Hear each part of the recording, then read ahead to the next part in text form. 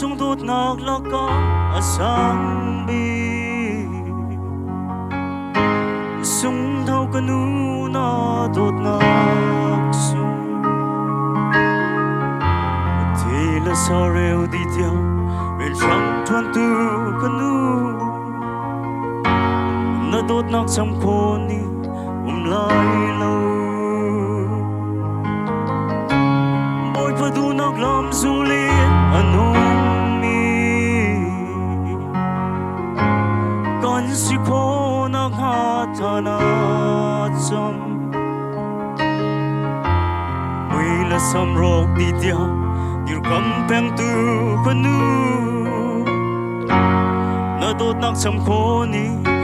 lại lâu mô canu con đô tu na pha cây cha na đô bi sung thâu canu ô con đô tu ôi pa đi thật chua na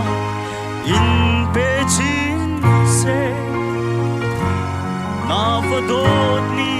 tha gần sam pia